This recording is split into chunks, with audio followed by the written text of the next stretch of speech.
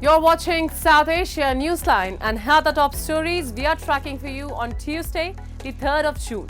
US-India nearing trade deal as talks progress, says Commerce Secretary. Traders in Gilgit-Baltistan protest against illegal taxes. And Bangladesh proposes $65 billion budget cut, rail and power funding amid inflation.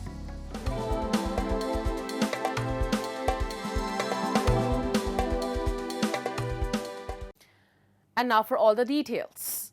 As Pakistan is also set to send a copycat delegation to the US, the all-party delegation from India uprising Washington on Operation Sindoor are going to face an interesting situation.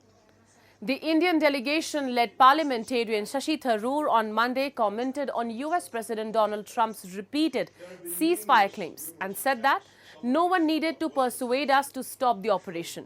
We didn't need to be persuaded because we don't want war, he said. Tharoor said that he has enormous respect for the US but denied claims that the US had mediated the ceasefire.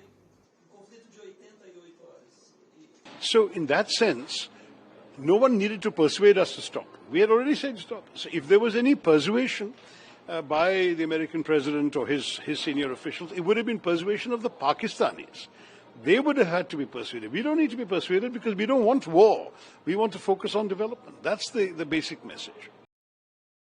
Tharoor also spoke of the possible India-Pakistan face-off in the US and cited Pak's delegation's exact same day's visit. It is an interesting phenomenon. Earlier, Tharoor led all-party delegation visited Brazil and praised the warm and friendly meeting. Meanwhile, trade negotiations between the United States and India are making progress and a deal could be finalized soon.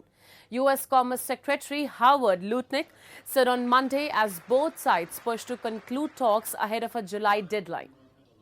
You should expect a deal between United States and India in the not-too-distant future because I think we have found a place that really works for both countries, Lutnick said at the annual summit of the US-India Strategic Partnership Forum in Washington. He later posted a short video of his remarks on X saying, "We have a great relationship between the countries. I am optimistic for a trade deal soon that will benefit both nations." A US trade delegation is scheduled to visit New Delhi on June 5th for further discussions. India's Trade Minister Piyush Goyal also visited Washington last month to push trade talks. Lutnick said Washington was seeking lower tariffs, particularly on agricultural products, greater market access for US firms, and increased purchases of defense equipment, with an aim of reducing its trade deficit with India. In return, it was prepared to expand access for Indian exports. He said strong ties between President Donald Trump and Prime Minister Narendra Modi were helping ease negotiations. Moving on, massive protests have erupted in Pakistan-occupied Gilgit-Baltistan against unjust taxes imposed on traders and their consignments struck near the dry port with China. A report. Traders in Pakistan-occupied Gilgit-Baltistan held a massive protest recently against illegal taxes being imposed by the Pakistan government. The traders accused the customs officials of imposing illegal taxes and deliberately delaying their consignment clearances for over 1 year at the Sos dry port near the border with China. Gilgit-Baltistan के अंदर जो consume होगा, यहाँ sale tax और income tax का निज़ाम गैर आइनी है और गैर कानूनी है और उस कस्टम एक्ट के अंदर भी गिलगित-बल्तिस्तान में सेल टैक्स इनकम टैक्स का नफाज नहीं है। तो यहाँ के छोटे ताजिरों का वो डिमांड था। दूसरे जो ताजिर हैं बड़े, उनका जो बलख पड़ा है सोस ड्राई पोर्ट के अंदर जो 250 से 300 कंटेनर है। ये बात याद रखें, गुज़श्ता 9-10 महीने से ये तकरीबन अरबों के हिसाब से गवर्नमेंट का टैक्स को भी लॉस है। This is not for the first time that people of Gilgit-Baltistan have protested against such arbitrary economic measures by the government. The locals have long alleged they do not receive any benefits of the China-Pakistan economic corridor, despite the region being the gateway of the mega project. Moving on. Nearly 4 million children in Afghanistan are currently out of school due to inadequate infrastructure, lack of clean drinking water, and a severe shortage of qualified teachers, especially female instructors, according to UNICEF. Economic hardship remains a major barrier, forcing families to withdraw children from school so they can contribute to household income. As a result, child labor, often in unsafe conditions, is on the rise amid the country's deepening humanitarian and economic crisis. The Taliban's return to power in August 2021 led to a series of restrictions on women's rights, including a ban on education for girls beyond grade 6. This policy has drawn widespread international condemnation and has drastically reduced access to education for Afghan girls. UNICEF emphasized the urgent need to recruit more female teachers as cultural norms in many communities favor women educators, especially for teaching girls. However, the ongoing education ban has significantly worsened the situation. UNICEF estimates that over 2 million girls could be out of school by the end of 2025, further widening the gender education gap. And the Bangladesh interim government unveiled its first national budget of $65 billion on Monday for the fiscal year starting in July. The proposed budget, reduced by $576 million from the current fiscal year's $65.58 billion, reflects fiscal restraint amid rising debt servicing costs and limited fiscal space. The budget targets a fiscal deficit of 3.6% of GDP, down from 4.6% in financial year 2024-25, the lowest since 2010.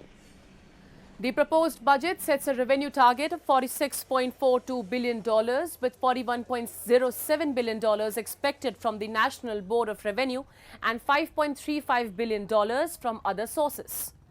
The budget prioritizes social safety nets, education and health. Infrastructure and power receive $6.58 billion, though new projects are limited. Debt servicing at $7.41 billion consumes 11.4% of the budget. Significant cuts include the Railway Ministry, reduced by 50% to $635 million, and the Power Division cut by 30.5% to $1.67 billion, reflecting fiscal restraints and reduced foreign funding. With inflation at 9.17% and a tax to GDP ratio of 7.4%, the interim government faces hurdles in revenue collection and economic stability. Political unrest and a 58.5% drop in foreign loan commitments add pressure.